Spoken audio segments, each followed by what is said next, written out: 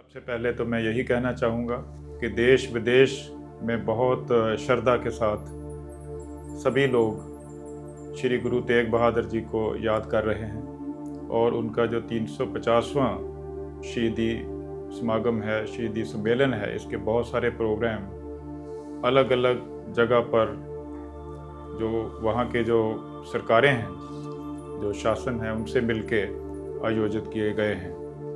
और महाराष्ट्र सरकार ने भी इसी सिलसिले में कुछ कार्यक्रम आयोजित किए हैं।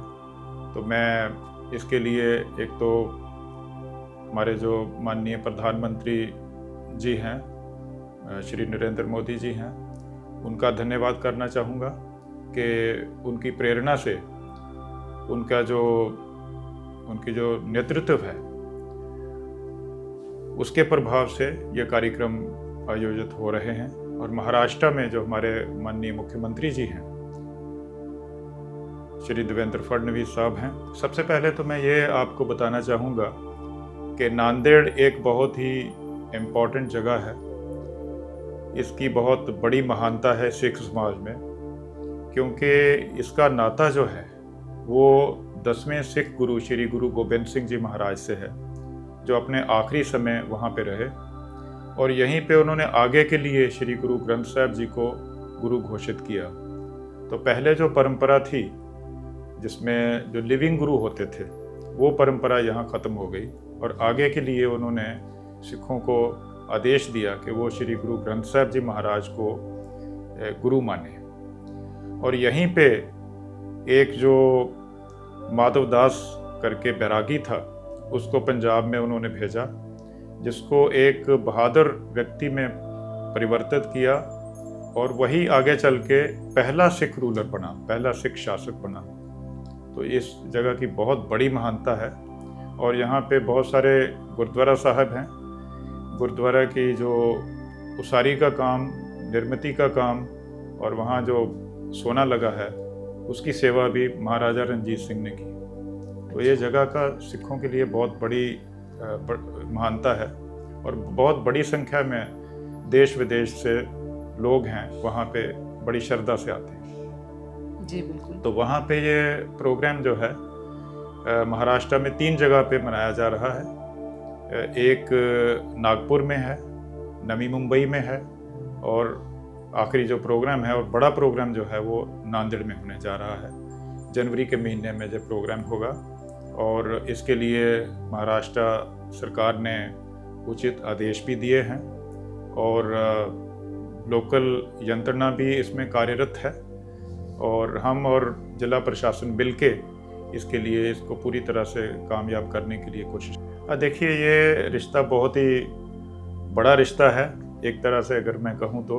और जब गुरु साहब गुरु बने तब से ये रिश्ता शुरू हो जाता है और तब से चल के आखिरी समय तक ये समाज जो हैं गुरु साहब के साथ रहे हैं। ये रिश्ता हमेशा उनके साथ रहा है। इस रिश्ते में जो बहुत बड़े उनके नाम जो लिए जाते हैं,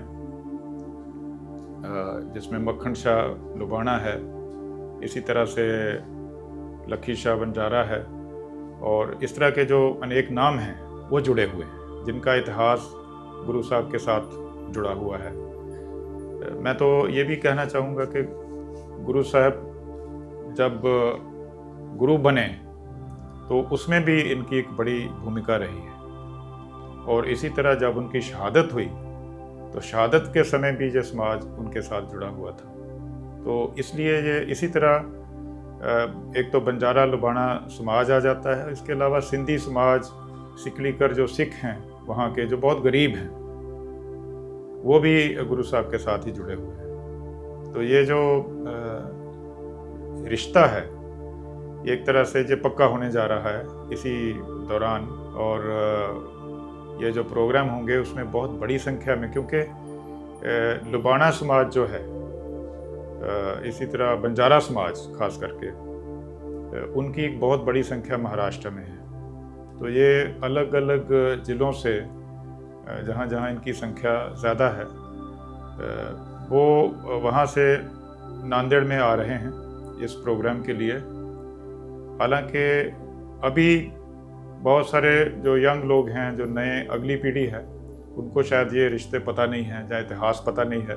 तो हमारी पूरी कोशिश है कि उन तक गुरु साहिब के बारे में जो इतिहास है उसकी जानकारी दी जाए, उनको बताया जाए कि किस तरह से गुरु साहब के साथ शुरू से लेके आखिर तक ये समाज जो था वो जुड़ा रहा, और जब उनकी शहादत हुई तो उस समय भी ये समाज ही आगे आया, और फिर उनका जो संस्कार किस तरह से हुआ, वो समाज के जो लोग थे वो जुड़े रहे।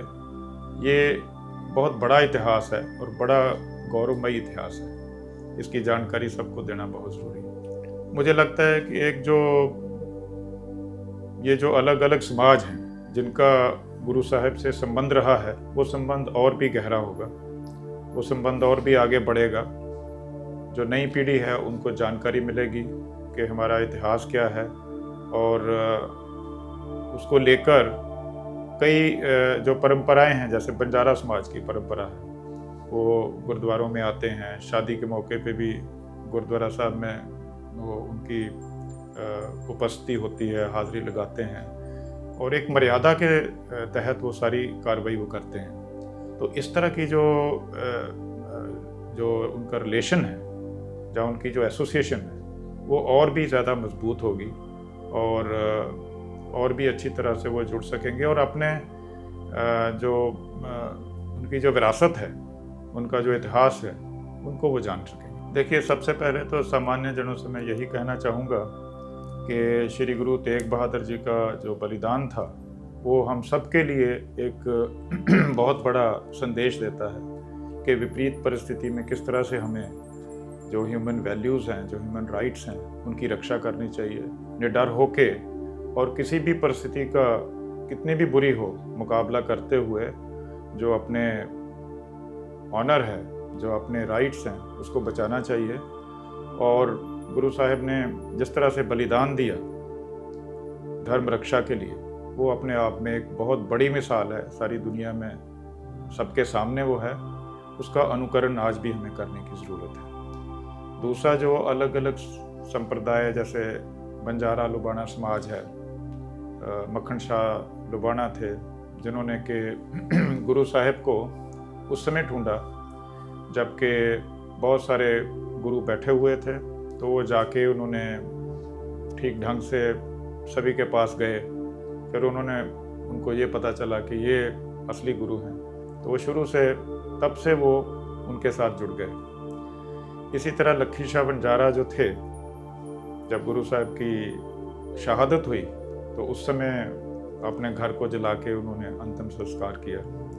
तो ये एक बहुत बड़ी मिसाल है कि किस तरह से ये कम्युनिटीज़ उनके साथ जुड़ी हुई थी, और ये इतिहास सबको जानने की ज़रूरत है। तो ये हम सबको उनके जो सिखाए हुए मार्ग है उस पे चलने की ज़रूरत है, और उनकी जो कंपोजिशंस हैं वो गुरबाणी में भी दर्ज हैं।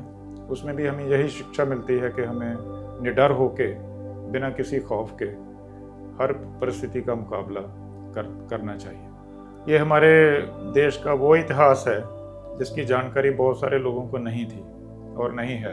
इनफैक्ट मैं तो हैरान था कि बहुत सारे लोग जिनके लिए गुरु साहिब ने शहादत दी, उनकी भी जो आज के जो लोग हैं उनको शायद इसका पता नहीं है। और गुरु साहिब ने ह्यूमन वैल्यूज़ के लिए, ह्यूमन राइट्स के लिए, और आप किसी को उसकी इच्छा के खिलाफ आप परिवर्तित नहीं कर सकते, उसका धर्म नहीं बदल सकते।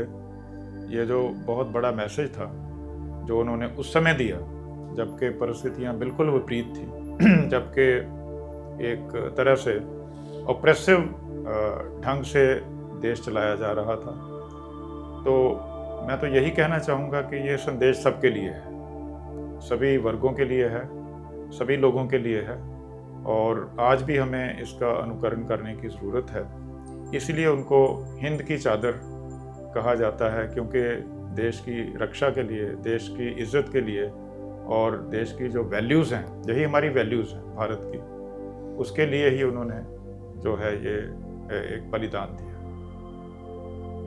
जी बिल्कुल सर, आपने बहुत महत्वपूर्ण यहाँ पे हमें इन्फॉर्मेशन दी है, और डेफिनेटली ये सारे जो आपने सामान्य जनों के लिए भी संदेश दिया है, तो बहुत बहुत शुक्रिया। हमारे साथ थे डॉक्टर विजय सतबीर सिंह जी। सर, मैं आपका बहुत तहे दिल से शुक्रिया अदा करना चाहूँगी। थैंक यू जी, थैंक यू सो मच।